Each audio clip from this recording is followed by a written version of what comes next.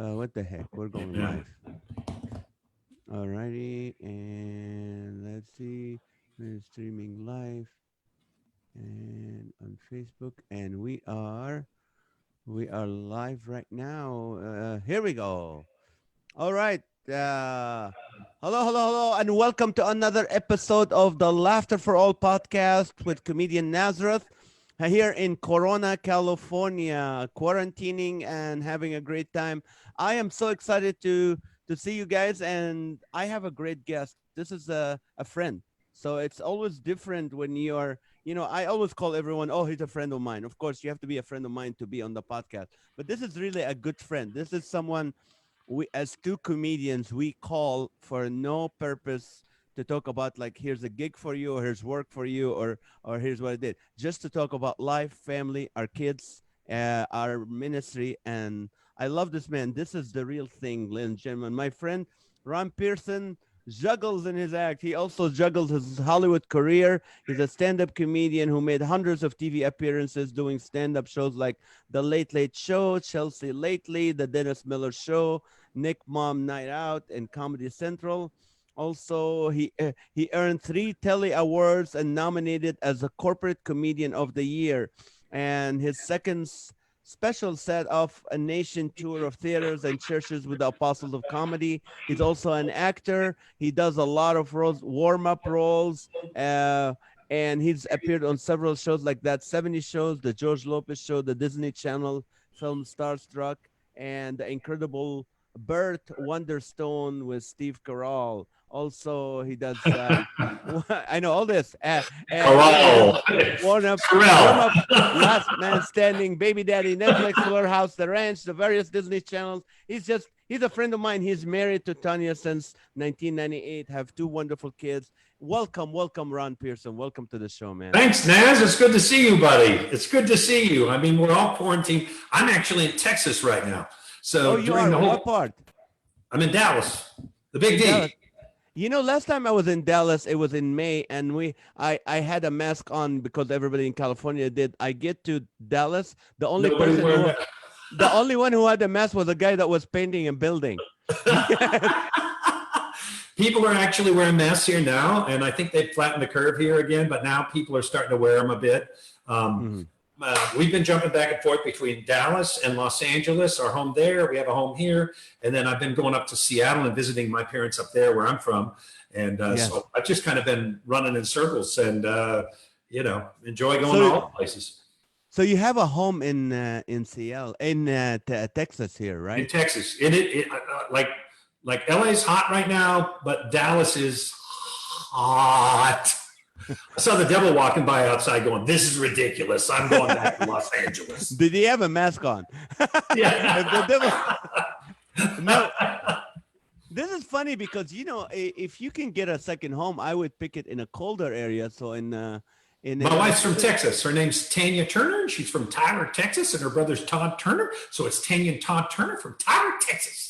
Tyler, Texas. I did I did a tour there, right? That's you did a what there? A show there or a tour, a comedy tour? So oh yeah. We stopped in Tyler. Is that north of Houston, right?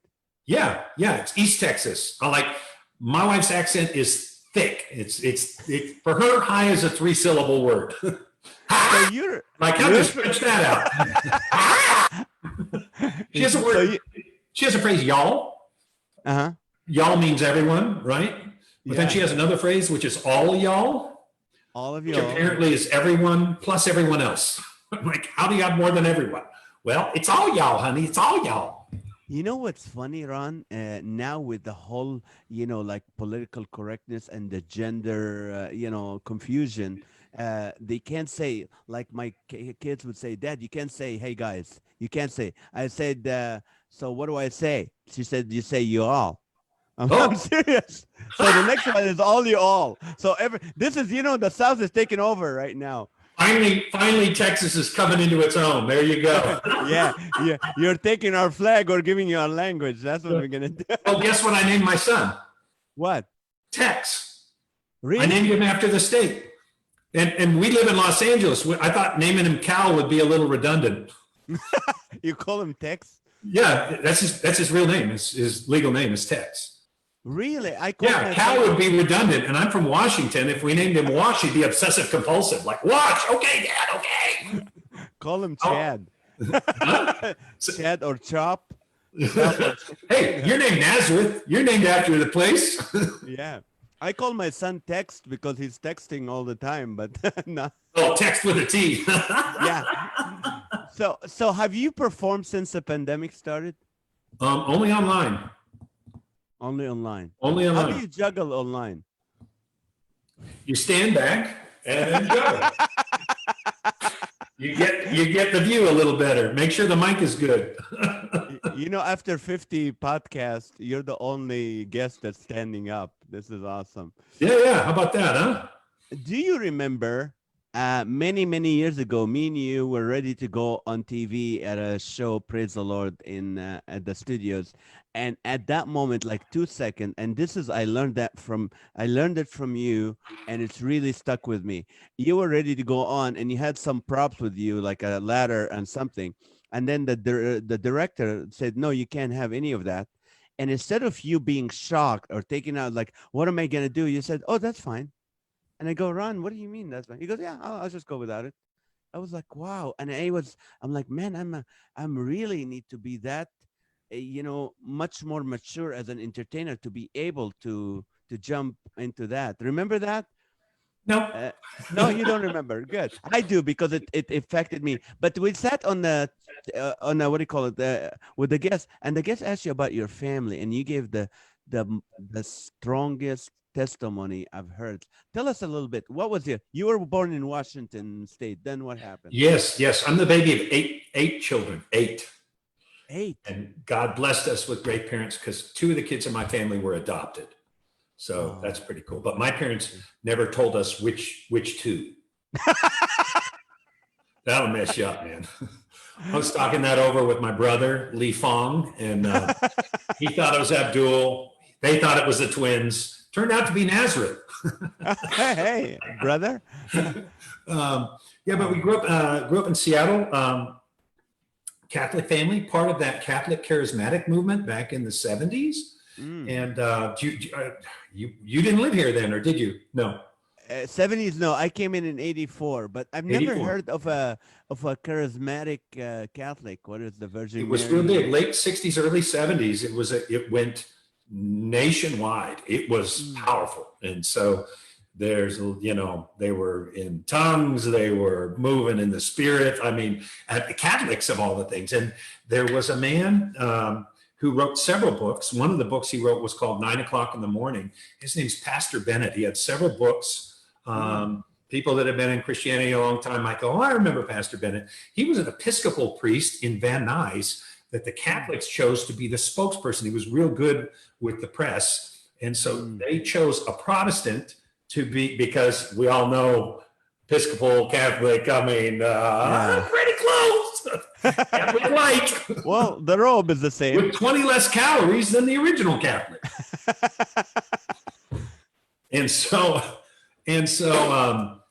But his congregation didn't understand that. And he was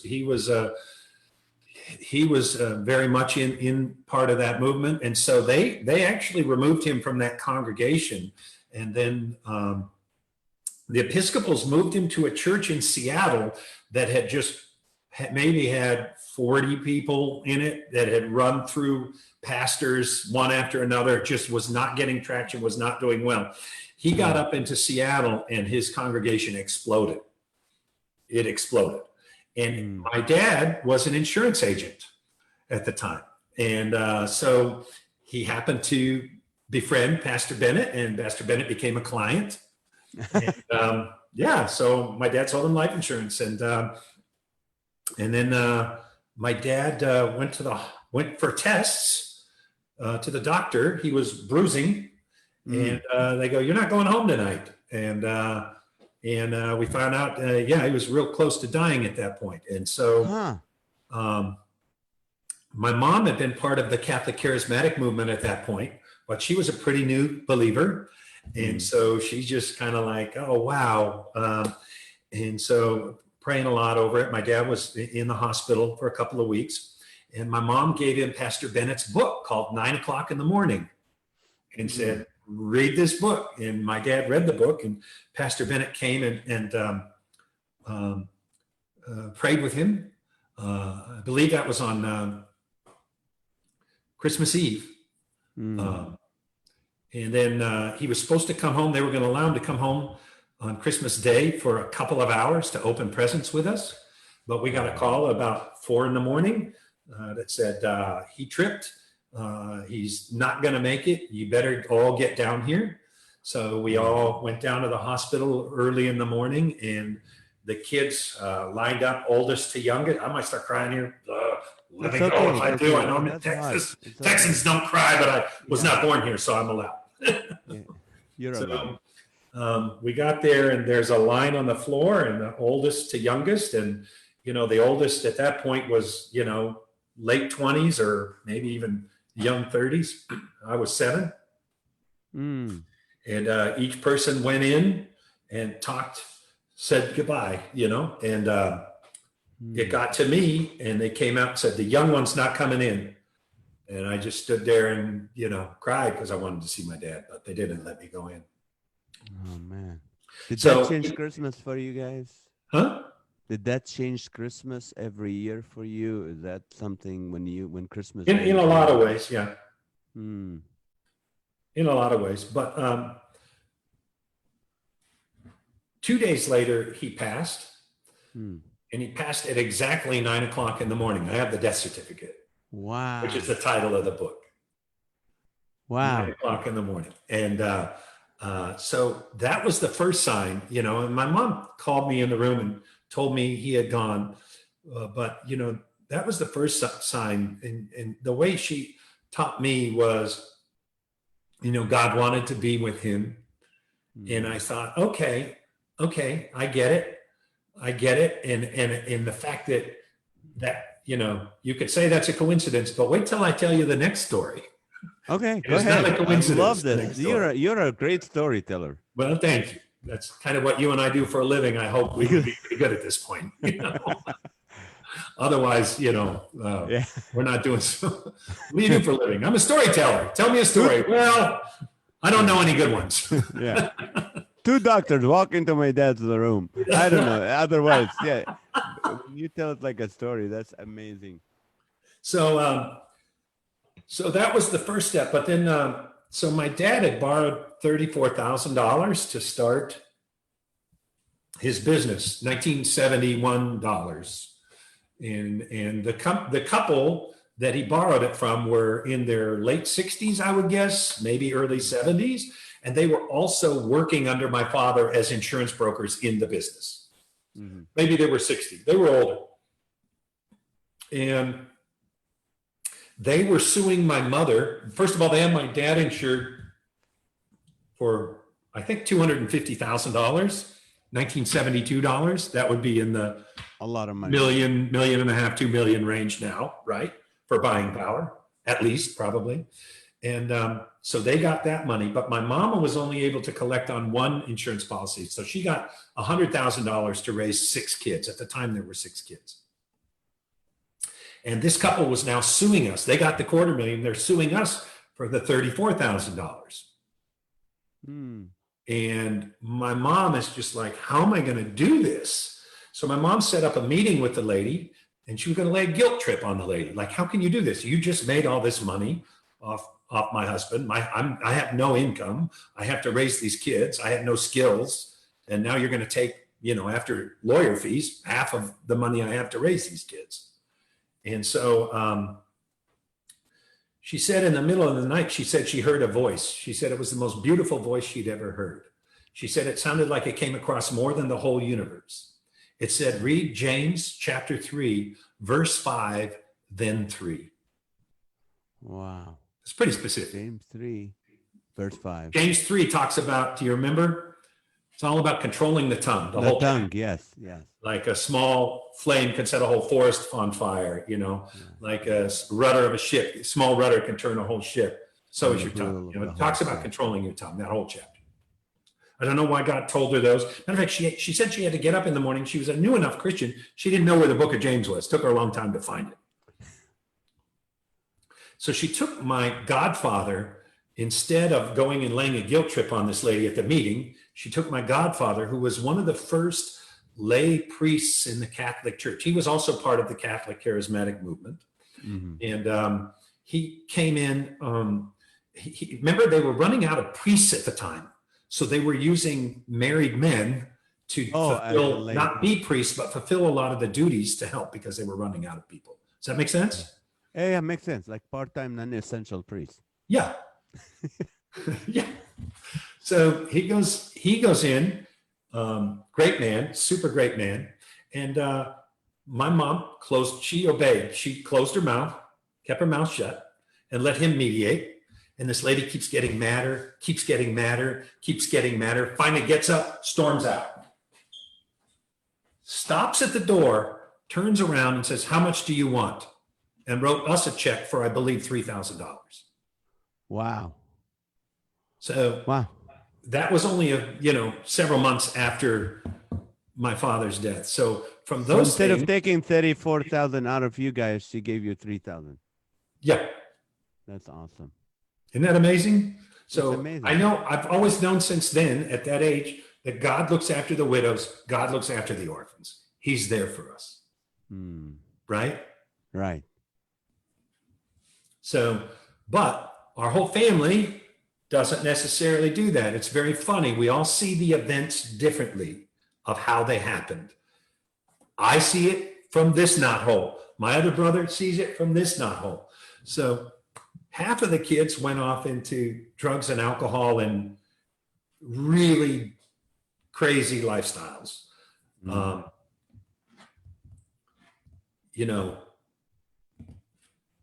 Sex and drugs every day in the 7th grade kind of thing, like every day. Wow. And heavy drugs by 8th grade, like really heavy drugs by 8th grade, dealing the drugs. I mean, it was chaos, it was just chaos. And one of my brothers, time goes on and you're just like, why do half of the family seem to be stable and the other half have gone crazy? We all lived the same thing. And maybe this is about 15 years ago, I was talking to my brother and I go, can't you see that God's hand in all this, with this and this and this? When I mentioned 9 o'clock in the morning, when I mentioned what God did, and his words were, no, God beat you, God beat me, God beat Dad. And I looked at him and I realized, oh, he's still 11 years old, the age he was. He's been stuck. He's angry and he's stuck. So I was wondering, how did he and I see the exact same event and see it completely opposite? So now I'm curious. I go, well, what happened when you went in to talk to Dad? What was that like? Because they didn't let me in. They didn't let me in the room. He said, well, I walked in the room and Dad had tubes going in this. He goes, I passed out. So he's got that trauma that was never addressed. Our family doesn't talk a lot, so it was never connected to him. Maybe those other stories. And he sat in that youth trauma all those years. Wow. So we ended up having to do an intervention. One of his friends, which is my friend, called and said, I think he's going to die. We got to step in now or it's going to be too late. And at the time he was probably in his 40s. So we did the intervention, and needless to say, he's gotten a lot better. But what's funny is, going in and talking to my father, I called my oldest sister after he told me what happened to him. I go, what happened? I wasn't allowed in. Tell me the story. And she was, at least mid or late 20s at the time, maybe early 30s. I can't remember. And she goes, oh, it was amazing. I walked in and Dad had this piece. He said, Sandy, you have to have what I have. This is amazing. And he was witnessing to my oldest. She was one of the adopted kids, by the way. But and he was witnessing to her on his deathbed, Wow. It was beautiful. So he really had the peace. So I have a real confidence knowing I'm going to see him again So when soon. you were 7, By the way, my older brother's doing much better now, sober. praise God. Uh, uh, But how did you come to Christ? None of your business. That is a rude question. Why would you say that? I'll tell you why. Because there's few people that called me and said, "Would you publicly humiliate Ron with the testimony?" They keep changing I every bet it was episode. my brother. Because you know what? I'll tell you why I'm asking this. Because you have a solid faith. Being the apostle of comedy in Hollywood, where you work, you're not working around Christians, around pastors, around you're in a what do you call it? Hostile environment. More Yeah. hostile now than ever. But so that's why I'm asking you. I want to know So what my happened father, to you that kept you. I believe I knew Christ when all that happened with my father. So I understood. I formally went forward a year later at a charismatic Baptist church. Mm. Wow. We went to everything. I've been to a lot of denominations over the years. So I don't make judgments the way if it's a cult, yes, I make a judgment. But in general, the bulk of the mainline Protestant churches across the board, I'll go, okay, I can hang here because, it might not be perfect for exactly what I am, but, wherever I feel called to, I'll go in. I went to a Baptist church that they're mad at Jesus for talking to the Samaritan woman, and they're still angry at him and judging him for it. So that kind of how dare you talk to a Samaritan? Yeah, that's that kind of church. But praise God, it takes years to get out. So I'm so glad you're in the place where you're like, I'm not gonna judge, because we speak at different places, different churches. So I love that. So you were 8 years old when you literally walked forward. Is that Yes. Okay, and that was solid. I mean, some people say, "Oh yeah, at that age you still have to later on make a decision," or it was solid for you that day, that time. Yeah, I believe I was already saved at that point, to be honest. It wasn't Amen. a new revelation. I already had a connection with the Lord and attended, through my Catholic faith raising up. I remember in first grade I heard somebody swear on the playground. I wanted to stand up and tell them about why that was wrong, and the Lord didn't want that. So In I remember that Washington. from 6 years old. So Oh man, praise God. See, that's what God protected you from. hey, yeah. Yes. But has my life been perfect? Not even close, Naz. Not even Oh, close. I know. I've had some rough roads, brother. No, seriously, some rough roads. Wow. Rough roads. Did you have to slide back or backslidden? Did something, or you? Yeah. Tell us the dirt. I mean, No way. No way. No. Two Christian comedians talking about faith and Jesus. That's No. how. Tell us about your dirt. No. Let me judge you for. Thank God, my God is a God of grace and love, and thank Him for that. That's not gonna cut it for that show. People want to know. Come on, go ahead. No, I'm just kidding. So you grew. When did you move from Seattle to LA? I learned how to juggle at 10. I started performing at 10 years old. And I started street performing. And by the time I was 14, I was on the Mike Douglas show. Oh. You weren't here when Mike Douglas was I wasn't, but I remember this show. That'd be like being on Ellen today. So I was on with the Commodores, B. Arthur, Sonny Bono, Charlene Tilton, and Mike Douglas. I mean, the lineup today would be a great lineup. And I flew by myself down here to LA. Well, there was other adults, but not my parents and not people that my parents really knew. And I had a suite in the Hollywood Hyatt, and I had a limousine, and did the show. It was amazing. When I was 15, I set a world record on the Jerry Lewis Telethon as a juggler. When I was 17, I enrolled at the University of Washington, studied business finance. I was on the dean's list, but at 19, I went to the World Championships in juggling and took fourth in the world. And so I said, wow, I'm not having fun at school. I'm going to leave. And I went to Europe, and I performed with a troupe called L'Institut Français de Jonglage. And I performed in French. And I also did the same show in German, even though I spoke neither of the languages. I learned the whole show. it was 4 or 5 entertainers doing a show with the storylines like Cirque du Soleil, but with characters in the storyline, right? Yeah.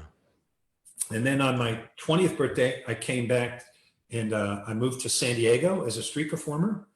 And my 21st birthday, I had already gotten my SAG card. They put me on the TV show Fame for an episode. So I got into SAG, and there's a big agency in LA that wanted me. And I moved to LA and, got in the Improv as a regular, the Comedy Magic Club, the Ice House, the Magic Castle. Been performing at those places ever since. And I just want to clarify it. Some people, when they hear you're a juggler, you're not just a juggler. You're a very funny comedian, even without any juggling. You do a whole entire show. You're very nice. Yeah. No, I'm serious. So like sometimes you see someone juggler, yeah, they say funny stuff in between, but you're actually, you have an actual act, and you don't need the. Well, I don't think people understand, to become an expert at a juggler and be really, really good, it can take well over 10 years. Yeah. And to be great as a comedian, even just to be good as a comedian, that alone takes at least 10 years. Like the timeline, I think you and I have talked about this before. Timeline George Wallace and I always talk about is it's 5 years as a comedian if you're doing it all the time to get good, 10 years to get really good, 15 or more to get great. Mm-hmm. And occasionally somebody comes along that's great a lot sooner than that, but it's pretty rare. Pretty rare. Right. What do you think? No, I think it's true. I think you have to pay your dues. There's things you cannot learn fast.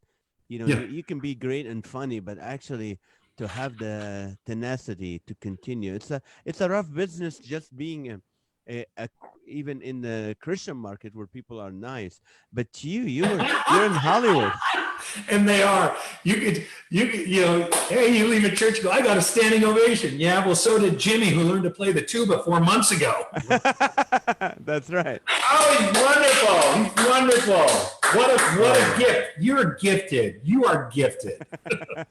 That's when I was at the CCA, I was the president. I told people that. I said, listen, you can't be mediocre, because you can say I'm a comedian. You go to a church and you do like 5 minutes and nobody's laughing. You go, praise the Lord, and everybody will start applauding. I said, you go to a comedy club and they'll ask you to never come back. So that's why, just being a comedian in the churches doesn't mean, because I came from the club, you have to work hard and you have to pay your dues.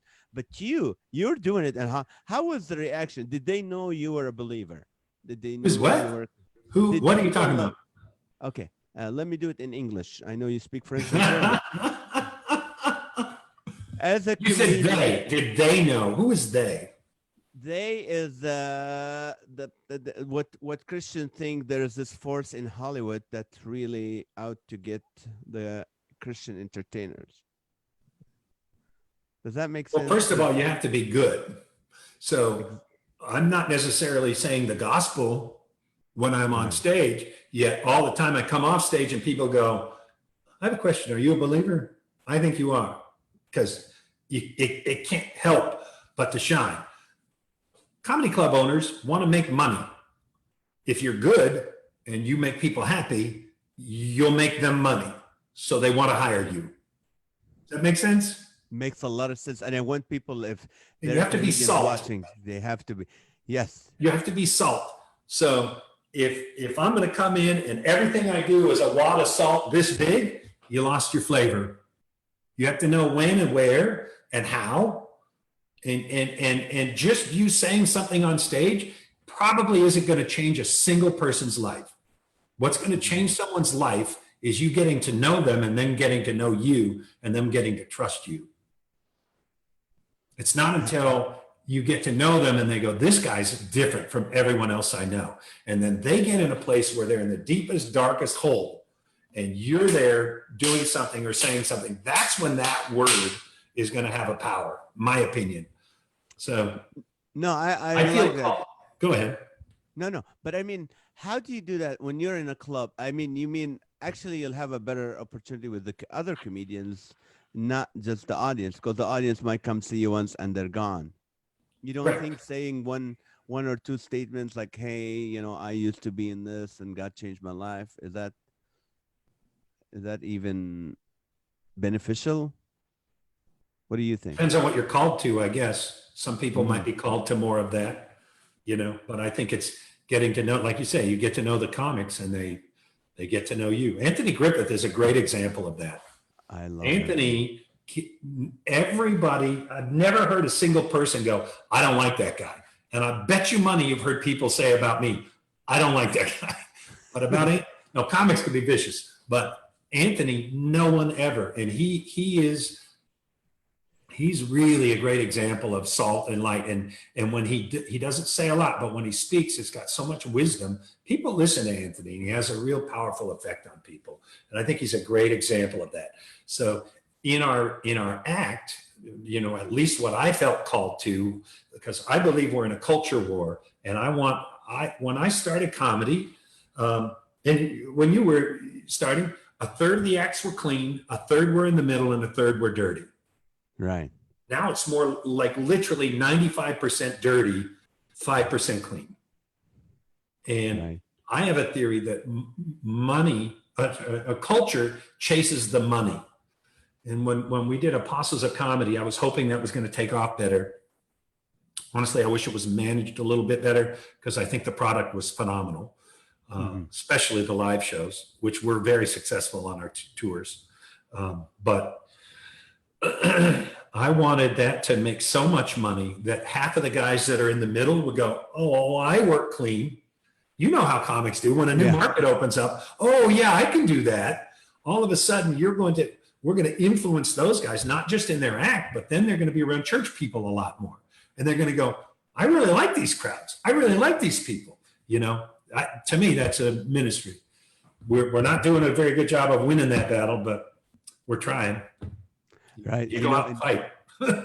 In 1992, I started a comedy club in Orange County called the Christian Comedy Club. And I think one of my first people I got was Brad Stein, and then Robert G. Lee, and then a couple others. But I invited a couple comedians who were not Christian, Jewish, and another one who's just Christian by name.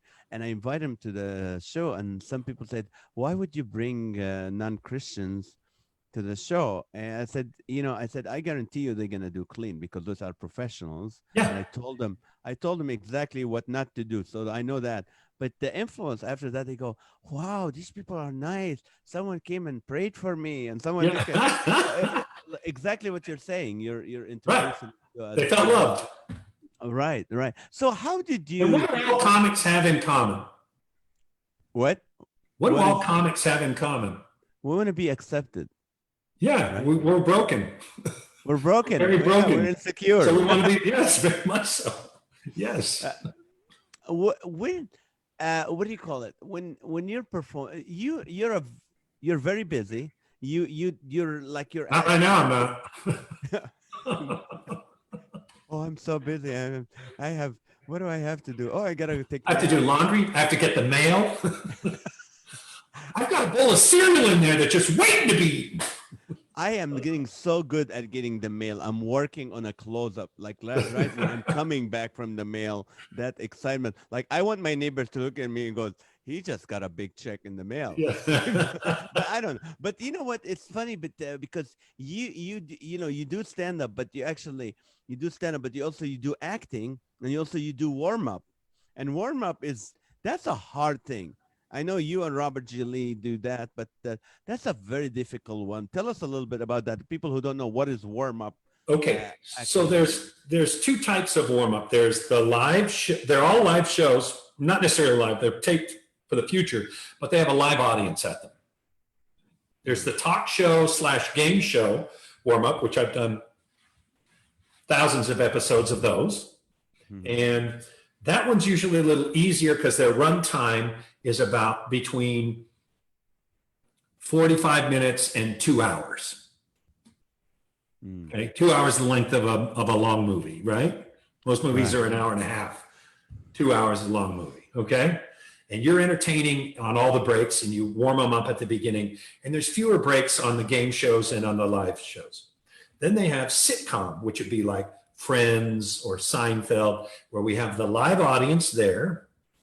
And we're taping a 23-minute episode, but those can take anywhere from 2.5 hours to 8 hours.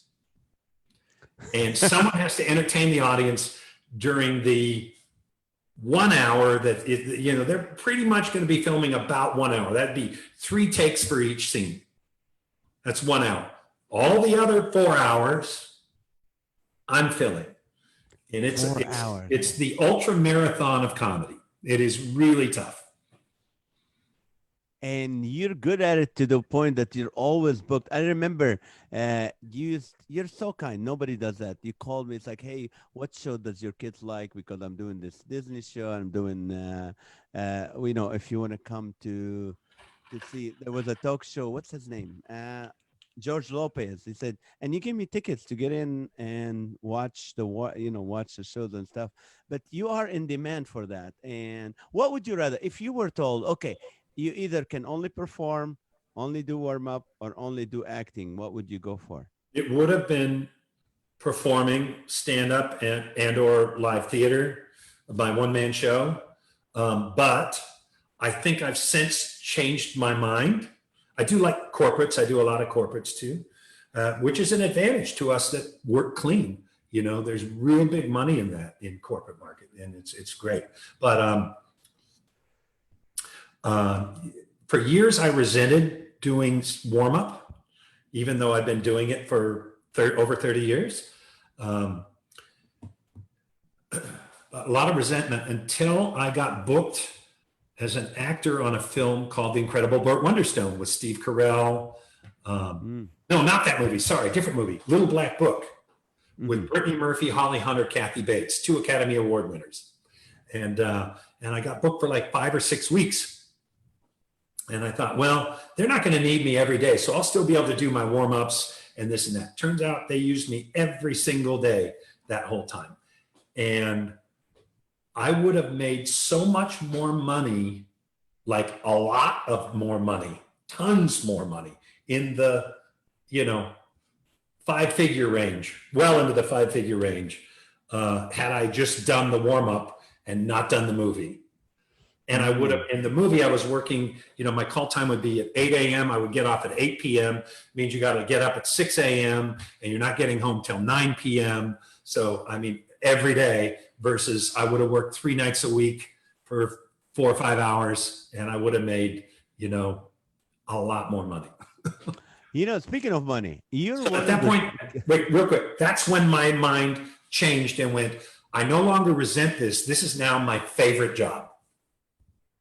Doing acting? No. Warm up. Yeah. So because it paid the most money. Not only that, but I realized I have so much more free time. I'm really good at it. The demand is always there. I felt really, it went from a curse to a blessing overnight. Does that make sense? It makes a lot of sense. Speaking of money. Because of my attitude. Yes. Speaking of money, you're one of the comedians that I know that you're very successful to the point, you're very wise with your money. And that a lot of comedians I know, a lot of entertainers I know, if you ask them what's their why, and most of the time it will be included and it will be, well, I need to take care of my family financially. And what is your why now that you feel you're financially secure, if I might add? I hope the IRS is not watching, because I know you don't file, but what is your why now? If not money, start the car. The truck. You're in Texas, buddy. So I do. I'm looking at my nephew's truck right out there. I love comedy. I love performing. It's always a challenge. It's like golf. That's the game that you never go, oh, I got that. Now what's next? You're always, coming up with new things. And it's, even that's a struggle. And, we're over 30 years into this and it's still, you're fighting for new material. You want to be relevant. You want to be good. It's so much fun. There's a great show. There's nothing like doing a great show. My last special I just shot at the Laugh Factory in Long Beach.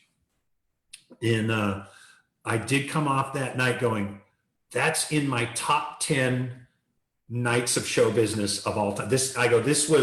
It was just one of those magical nights where you walk out and the crowd is just from second one, and it's just like, and it's your special, and it's really good, really good. That's awesome. Okay, we had conversation. We're opening up right now. I called you times. Hey, what's your why? Enough about me. What is my why? You know what? It's there's two whys. The first why is every show I want to. Of course, my calling in life is to encourage and entertain. So I want to share Jesus every time I can. And I'm not saying every comedian is like that, but this is my goal. Whenever I think of putting a show or perfect. Or an arena, I want to share Jesus. Number two, financially, I'm not. Maybe it's not wasn't wisdom for me. There were some incidents in life where I couldn't save any money or have a retirement. So I'm still at this age, I'm still working to pay bills and pay mortgages and pay all that. So my why would be two things. I still want to go out and make money, even though I know I could charge tickets at my stadium events and cover everything. But there's something inside of me that's saying, no, no, no, no. You got to invite people for free because you're able to share the good news. And trust me, God take care of me that way. So my why is more like, what can I do to help people, especially with the pandemic? What's my why is I want to be able to bring encouragement to people who are depressed, who are anxious, who are afraid, and laughter is the best way we can do that. So we're even though we're called non-essentials right now, we're very essential in whatever we do. So well, I think you're gifted as not only as a comedian, but as a communicator of the gospel. And I think that, you really, God has his hand on you. I mean, I've been watching you, I've known you for years. I've always really appreciated not only your comedy mind, but your heart, and you're definitely, no, keep talking. I love it. I'm a comedian. But you're an individual. That's my why. I want to hear this. No, but you're unique. There is no other Naz. I mean, you and I have talked about this before. It's like you're a foreigner here in the United States. And so, and after September 11th, it was just like, oh, wow, now I'm like really on the outs because you're Middle Eastern, right? Right. But then you go back to Palestinian territory, and because you're a believer, you're a stranger in a strange land there. You're a foreigner there in a lot of ways. And it's like, where's your home, man? Where's your home? Then New Jerusalem. And by the way, when we're both dead, I'm going to come hang out at your place because it's going to be a lot nicer than mine. Oh, I have a beach front, baby. You can come anytime. Let me ask you this. We were talking, and I love talking to you, and we'll talk about different things. And one time I called you, and we're talking about our kids, and my daughter at the time was going through some health issues, and you opened up about your daughter and your son having some health issues. What is it like to be on the road, Ron, and knowing your child is in pain or your child needs attention? What is that like for you? I think years ago, I was on the treadmill and couldn't stop. And so I would have years where I'd be like 220 days a year on the road, 230 days a year on the road. I have 2.5 million miles on American Airlines alone. That doesn't even count my other airlines. So I was constantly running, and I don't think I realized the damage I was doing to myself and the family at that point. What's funny is when I was faced with a situation where I needed to give up certain lines of comedy clubs on the road, ships on the road, things like that weren't huge money payers, but have you gone a long time. God then increased the warm up, not only in numbers of shows, but in price, money. And it was like, but it's almost like I had to give the other up first, and then it came. It was really fascinating. Enjoy being at home a lot more. It's better. It's better for the family, put it that way. And Tanya is okay with, she loves it more, of course, you being home now more than. No, she probably like to throw me out after being after this pandemic. Isn't there a comedy club somewhere on the road you could go to?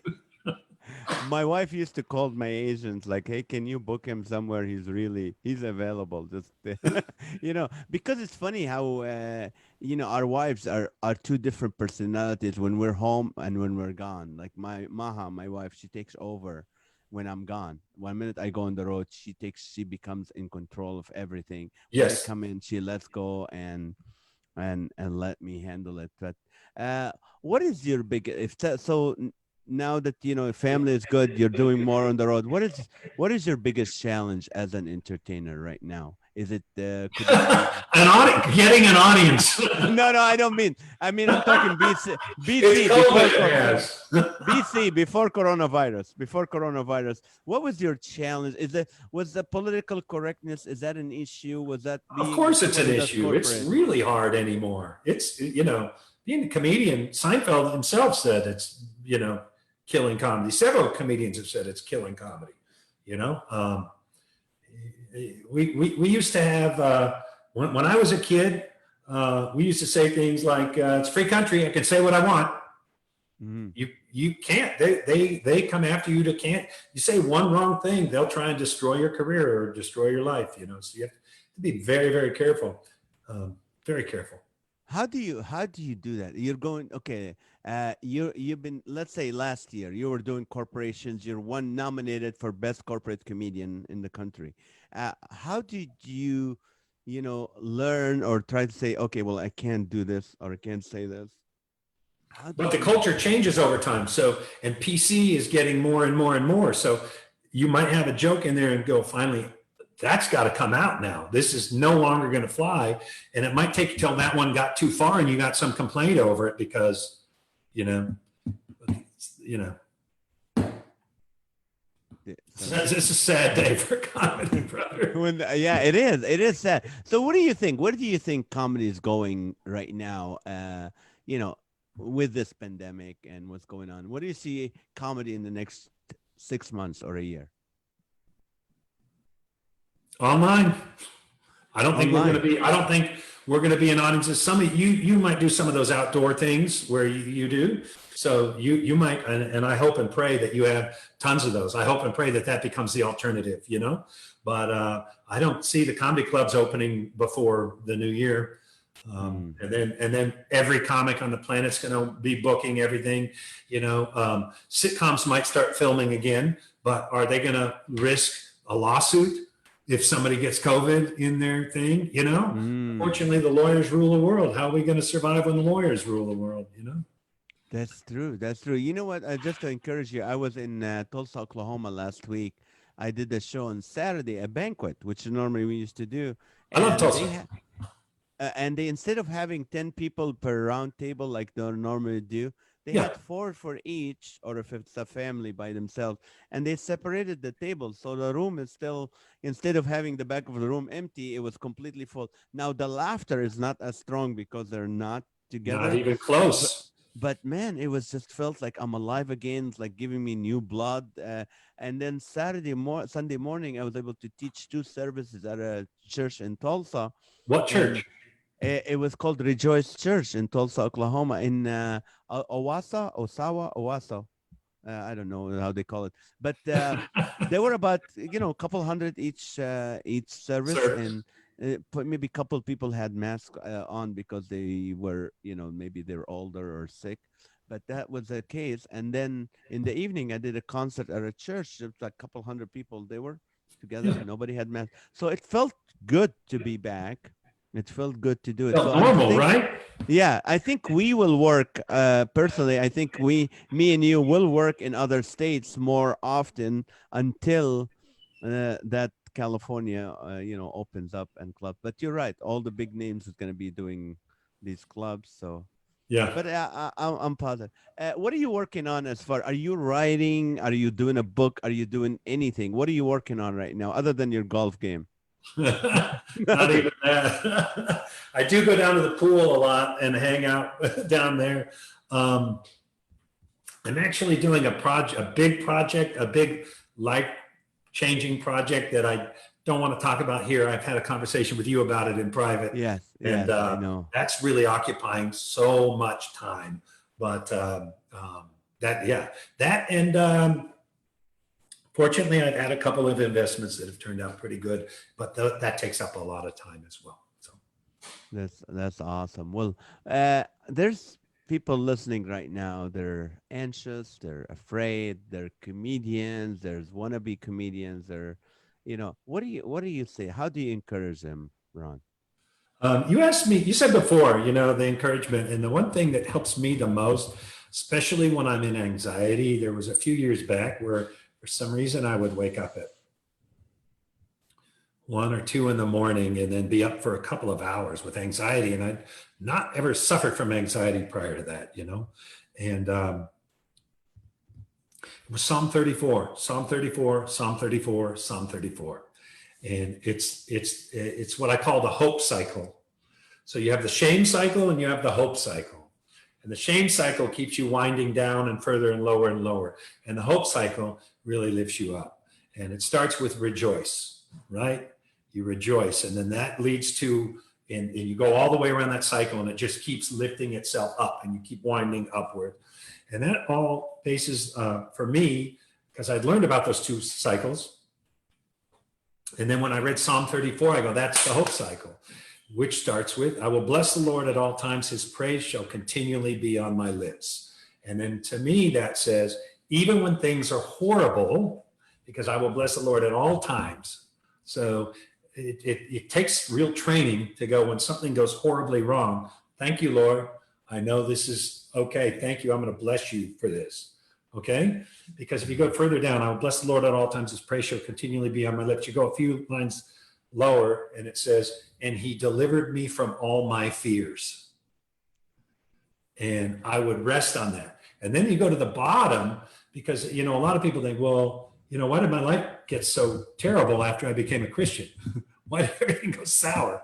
Well, it says at the bottom of that Psalms, it's 34, it says, many are the afflictions of the righteous. So it's going to happen, bad things happen to everyone, but God delivers us from them all. And I always, mentally circle the word all. From every single one of them, he will deliver us. So I constantly work on, am I 100% at that? No. Do I try and make it my lifestyle? Yes. Does that make sense? Yes. So yes, makes a lot of sense. Yeah. So that's my encouragement. Awesome. Grab that psalm, live it, breathe it, and get used to doing that. There was one time a big business thing going on for my career, and it was about ready to be done. And a week or two before, I got a phone call. My wife was sitting next to me so she could hear the whole thing. And it was one of the producers going, we pretty much hate everything you're doing. It's no good. Huh. And, you're just getting ready to shoot this thing, and you get that call, and I went, okay, well, I can either not do it, which I'd be fine not doing it. If you'd rather get someone else, I'm totally fine. Or, we can make some adjustments, whatever you want to do. But my wife knew what that punch in the gut was to me. Mm-hmm. So after I hang up, she goes, well, that was different. And I go, what do you mean? She goes, your response. And I go, I'm holding on to Psalm 34. I'm just going to bless the Lord and not worry about it, because he's going to deliver me from what that fear is. And that was a time when I, got to bat and hit it. And, you don't bat 1,000, unfortunately, but you try. And does that make sense? Makes a lot of sense. In fact, I was listening to, I think, what's his name? Stanley, Dr. Charles Stanley yesterday. Yeah. And he was talking. The reason now listen, isn't he? Now listen. Now listen. Yeah, now he listen. knows. Now listen. Yeah. Now listen. Now listen. He was saying about, and the reason sometimes we get anxious, because the result we want, it might not happen. And we go, so if you're expecting something or you want something to happen, it doesn't happen, you become anxious and frustrated and depressed about it, because you want that solution where God could have a whole different answer, a whole different situation. So it's difficult. It's difficult to get, for you, like for me, it used to be when someone canceled the show, I would get so angry and so upset. Then in Yes. March, everybody called and canceled. And in 2 days, I got like 20, 30 big shows, big Yeah. money Yeah. canceled. And I was like, okay, okay, it's okay. God has something better. And you know what? I'm telling you, even though I'm not performing as much financially, God has just taken care of us. And, you know, I Isn't that feel amazing? it's amazing. I'm doing better financially right now than when I did, making all the money in the Yeah, I shows. saw you send a telegram to the governor, said, shut down the state, keep it shut down. Yeah, I'm keep doing it. great. Well, thank you so much. There was a question I wanted to ask you. I don't know if I should ask you, but I don't know. But now that I know, with your last response, that you are, everyone who's watching and listening, they know you're a solid believer in Christ. What are you doing with this gambling blogs on your website? I'm Gambling promoting block. online gambling. Hey, I'll bet you right now it's not on there. How much you want to bet? It's not on there? Yeah, let's put some money on it. It's not there. It's there. I saw it this morning. I'll put my. Okay, let's see. I'm gonna top you. I'll put $10 more. No, I'm just kidding. No, I'm just kidding. No, it's so good for people who are watching to know where you at. You're a solid believer. You're a great man. I love you, man. I appreciate you. I know how much you love your family and you love your kids, but really, it's an honor to have you in the show. I'm glad we're having a pandemic so I can have you on the show. I know. Blessings, everything you just said. Okay, so you're going to play Top Golf. What is that?